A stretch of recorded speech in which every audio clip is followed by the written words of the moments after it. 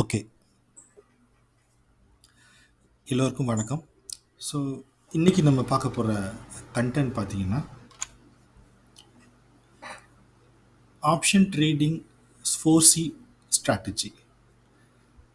பேரை பார்த்து பயந்துடாதீங்க. பேர் நானே வச்சது தான். வேற எங்கேயும் தேடினவங்களுக்கு கிடைக்காது. ஸோ, ஒரு சிம்பிளான ஒரு ஷார்ட் ஃபார்ம் தான் இந்த ஸ்ஃபோர்ஸின்றது.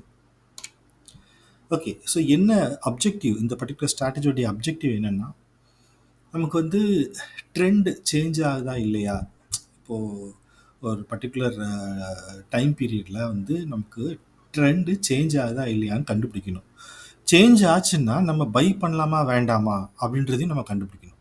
ஸோ இது ரெண்டையும் கண்டுபிடிச்சிட்டா நமக்கு வந்து ஒரு சக்ஸஸ்ஃபுல் ட்ரேடாக தான் இருக்கும் அப்படின்றது தான் என்னுடைய பாயிண்ட். ஓகே. ஸோ இப்போது இந்த பர்டிகுலர் விஷயத்தை தெரியறதுக்கு நமக்கு 3 பேசிக்ஸ் தெரியணும். SMA simple moving average, EMA exponential moving average, அப்புறம் RSI ஓவர் பாட் ஓவர் சோல்டு ஏரியா. ஸோ இந்த 3 கான்செப்ட் வச்சு தான் இந்த கோடு, இந்த இண்டிகேட்டரை வந்து நான் ரெடி பண்ணியிருக்கேன். இதை மறுபடியும் இந்த பேசிக்ஸை நான் எக்ஸ்பிளைன் பண்ண வேண்டான்னு தோணுது. ஏன்னா ஆல்ரெடி நம்ம இந்த சேனலில் நிறைய வாட்டி நம்ம எக்ஸ்பிளைன் பண்ணிட்டோம். நீங்கள் ப்ரீவியஸ் வீடியோஸை பார்த்தீங்கனாலே எஸ்எம்ஏனா என்ன, இஎம்ஏனா என்னன்றது உங்களுக்கு நல்லா தெரியும், நல்லா புரியும். ஏன்னா அவ்வளோ டீட்டெயிலாக எக்ஸ்பிளைன் பண்ணியிருக்கேன். நீங்கள் வேணால் அந்த பழைய வீடியோஸை பார்த்துக்கோங்க. நான் வந்து டிஸ்கிரிப்ஷனில் வந்து அந்த வீடியோடைய லிங்க்ஸ்லாம் நான் கொடுக்குறேன், நீங்கள் பார்த்துக்கோங்க. ரைட். ஸோ இந்த பேசிக்ஸை தெரிஞ்சுட்டு நீங்கள் அடுத்த ஸ்லைடுக்கு நீங்கள் வாங்க. ஓகே. ஏன் இந்த வாயில் நுழையாத பேரை விட்டுருக்கேன் அப்படின்னா, ரொம்ப சிம்பிள். இதில் வந்து ஃபஸ்ட்டு ட்ரெண்டை கண்டுபிடிக்கிறதுக்கு 2 விஷயத்தை நான் ஆட் பண்ணியிருக்கேன். அதாவது ஸ்லோ மூவிங் ஆவரேஜ் லென்த் அப்படின்ற ஒரு இன்புட்டை வந்து நான் கேப்சர் பண்ணியிருக்கேன். அடுத்தது ஃபாஸ்ட் மூவிங் ஆவரேஜ் லென்த் அப்படின்றதையும் நான் கேப்சர் பண்ணியிருக்கேன். ஸோ இந்த ரெண்டையும் வச்சு நான் என்ன பண்ணுறேன்னா, ட்ரெண்டு வந்து சேஞ்ச் ஆகுதா இல்லையான்றதை நான் கண்டுபிடிக்கிறேன். ஓகே. ஒன்ஸ் ட்ரெண்டு சேஞ்ச் ஆயிடுச்சு அப்படின்னா, ரெண்டாவது நம்ம வந்து பை பண்ணக்கூடிய சூழ்நிலை இருக்கா இல்லையா. ஸோ ஓவர் பாட் ஓவர் சோல்டு ஏரியா வந்து நம்ம அதாவது இந்த ஓவர் பாட் ஓவர் சோல்டு RSI ஏரியா இருக்குல்ல, அந்த இதை வச்சு நம்ம கண்டுபிடிக்கலாம் நம்ம பை பண்ணலாமா வேண்டாமா. அது கூட நம்ம சிம்பிள் மூவிங் ஆவரேஜையும் எக்ஸ்போனென்ஷியல் மூவிங் ஆவரேஜையும் நான் கூட சேர்த்து நான் வந்து ஒரு ஸ்ட்ராட்டஜி கிரியேட் பண்ணியிருக்கேன். ஸோ இந்த ஃபஸ்ட்டு 2 இன்புட் டேட்டா எதுக்கு அப்படின்னா, ட்ரெண்டை கண்டுபிடிக்கிறதுக்கு. இந்த லாஸ்ட் 3 இன்புட் டேட்டா இருக்குல்ல, அது எதுக்குன்னா நம்ம பை பண்ணக்கூடிய சூழ்நிலை வந்துருச்சா, இல்லைன்னா செல் பண்ணக்கூடிய சூழ்நிலை வந்துருச்சான்றதை கண்டுபிடிக்கிறதுக்காக தான் இந்த லாஸ்ட் 3 இன்புட் வேல்யூஸ். ஸோ இதனால தான் நான் வந்து ஸ்ஃபார்ஸி அப்படின்ற ஒரு பேர் விட்டுருக்கேன், வேற ஒன்றும் இல்லை. Okay fine. இப்போ நம்ம இந்த சார்ட்டில் எப்படி இருக்குன்றதை பார்த்துருவோம். இந்த சார்ட்டில் பார்த்தீங்கன்னா 3 லைன் தெரியும் உங்களுக்கு, ஓகேங்களா. ஸோ இந்த 3 லைனில் இந்த ப்ளூ கலர் லைனும் இந்த எல்லோ கலர் லைனும் எது அப்படின்னா உங்களுக்கு ட்ரெண்டை சொல்லிக் கொடுக்கும், ஓகேங்களா. அந்த கீழே இன்னொரு லைன் இருக்குது பாருங்கள், இந்த லைன். அதாவது இது வந்து இந்த லைன் பார்த்தீங்கன்னா ஒரு டைம் க்ரீன் கலராக இருக்கும், சில டைம் பிங்க் கலரில் இருக்கும், சில டைம் ரெட் கலரில் இருக்கும்.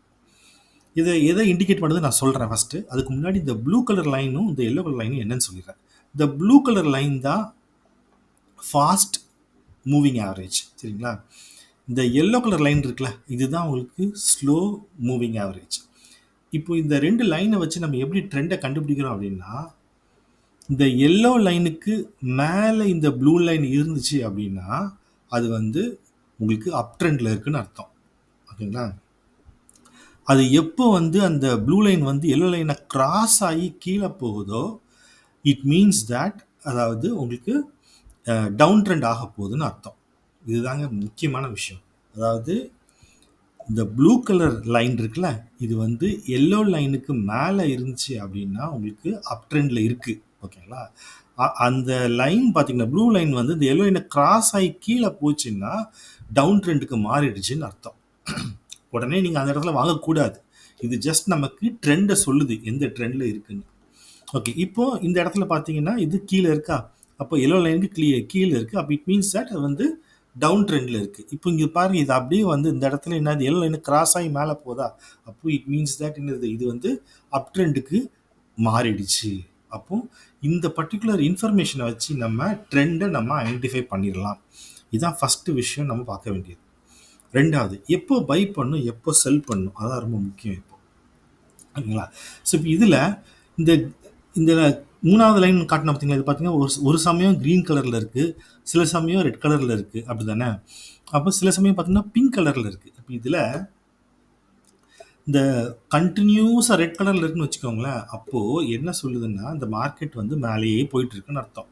ஓகே. கன்டினியூஸா ரெட் கலர் லைனா வந்துட்டு இருக்குன்னு வச்சுக்கோங்களேன். அது வந்து மார்க்கெட் கீழ போயிட்டு இருக்குன்னு அர்த்தம். இதுவும் வந்து ஒரு ட்ரெண்ட் சொல்ற மாரி தான்.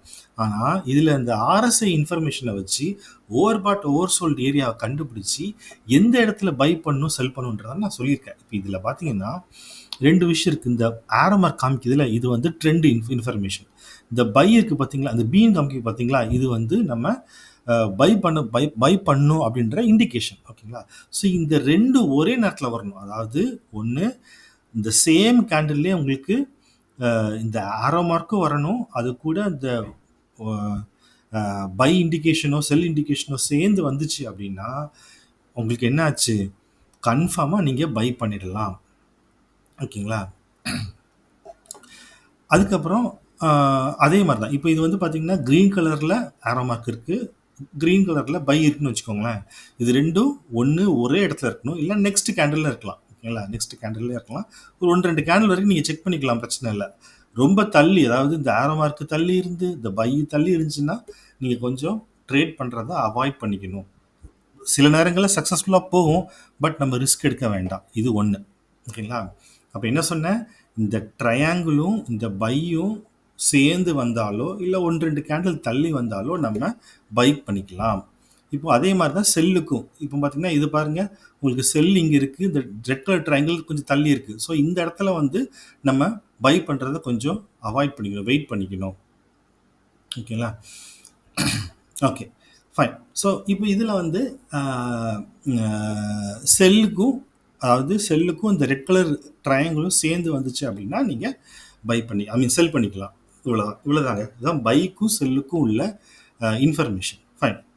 இப்போ இந்த பிங்க் கலர் லைன் ஒண்ணு காமிச்சேன்ல, இந்த பிங்க் கலர் லைன் என்ன இண்டிகேட் பண்ணுது அப்படின்னா, அந்த இடத்துல ட்ரேட் பண்ணாதீங்க. அந்த இடத்துல மோஸ்ட்லி ஃப்ளாட்டா தான் போகும். அந்த இடத்துல ரிஸ்க் எடுக்க வேண்டாம். ரிஸ்க் எடுக்கிறதுக்கு நீங்க தயாரா இருந்தீங்க அப்படின்னா ரிஸ்க் எடுத்துக்கோங்க. ஆனா, என்ன பொறுத்தவரைக்கும் அந்த இடத்துல ட்ரேட் பண்ணாம வெயிட் பண்ணி பாருங்க. என்ன நடக்குது அப்படின்னு. ஏன்னா கன்டினியூஸா ரெட் லைன் இருக்கணும். நம்ம செல் பண்றதுக்கு. கன்டினியூஸா கிரீன் லைன் இருக்கணும். நம்ம பை பண்றதுக்கு. ஸோ இந்த 2 விஷயம் இருந்தா மட்டும் தான் நம்ம இந்த பையும் செல்லையும் நம்ம பண்ணணும்.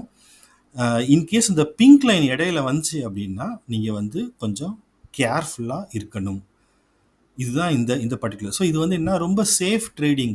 ரொம்ப சேஃப் ட்ரேடிங். நல்லா பொறுமையா இருந்து பிரேக் அவுட்ட பாருங்க. பார்த்துட்டு நீங்க பை பண்ணலாம். நான் வந்து இத கிட்டத்தட்ட 1 1/2 மாசமா டெஸ்ட் பண்ணேங்க. எல்லா டைமும் சக்ஸஸ்ஃபுல்லா வரல. அத நான் ஒத்துக்கிட்டு தான் ஆகணும். இது வந்து ஒரு சக்ஸஸ்ஃபுல் ஸ்ட்ராட்டஜி அப்படின்னு சொல்ல மாட்டேன். இந்த இடத்துல லாஸும் வந்துச்சு எனக்கு. அத நீங்க புரிஞ்சுக்கணும். ஸோ என்னன்னா, நான் சொன்ன விஷயத்த எல்லாத்தையும் நீங்க ட்ரை பண்ணி பாருங்க. அதாவது பேப்பர் ட்ரேடிங்லயோ, இல்ல 1 லாட் வச்சோ, சின்ன சின்ன அமௌண்ட் வச்சோ நீங்க ட்ரை பண்ணி பாருங்க. சக்ஸஸ்ஃபுல் ஆனா மட்டும் தான் நீங்க வந்து ஒரு அதிகமான லாட்டுக்கு போணும். ஓகேங்களா?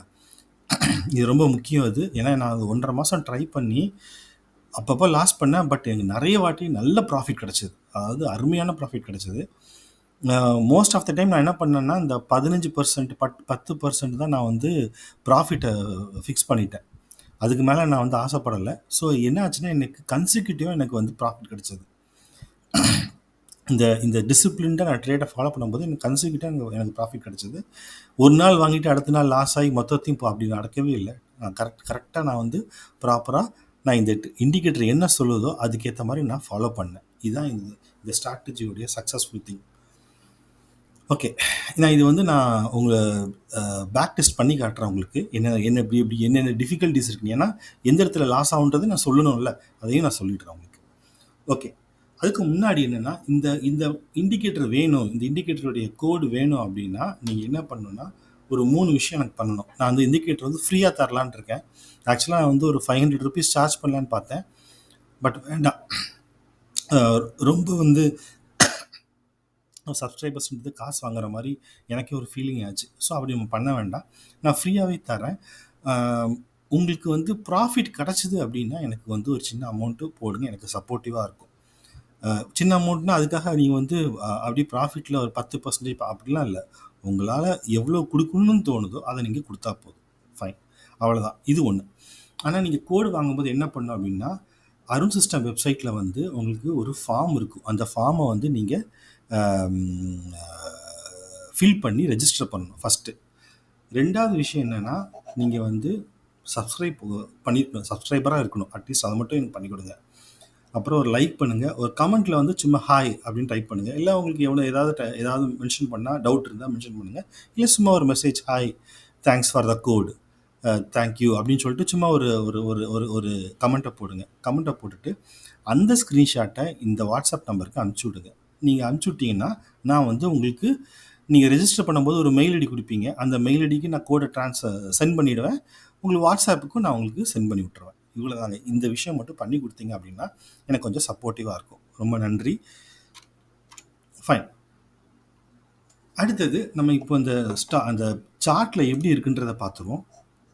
இப்போ இதில் பார்த்தீங்கன்னா சரி, இன்றைக்குள்ளதை பார்ப்போமே, இன்றைக்குள்ள டேயை பார்ப்போமே. ஸோ இன்றைக்கி பார்த்தீங்கன்னா எத்தனைக்கு 14ஆம் தேதியில். ஸோ 14ஆம் தேதி என்ன இருப்பாருங்க, ட்ரெண்ட் சேஞ்ச் நடந்திருக்கு. ஆனால் பை சிக்னல் கொடுக்கல.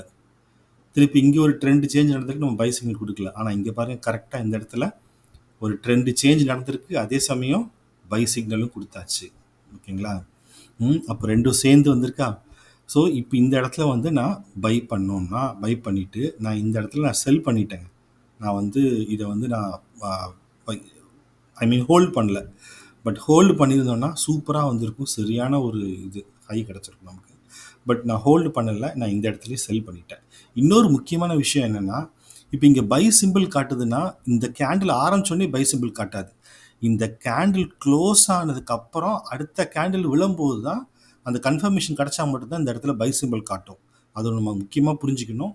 இந்த பை சிம்பிளோ செல் சிம்பிளோ இந்த கேண்டிலில் காட்டாது, அடுத்த கேண்டில் ஸ்டார்ட் ஆகும்போது தான். ஏன்னா அந்த கேண்டில் க்ளோஸ் ஆகி செக் பண்ணிட்டு தான் இது வந்து இண்டிகேட் பண்ணும். ஓகேங்களா? இது ரொம்ப முக்கியமானது.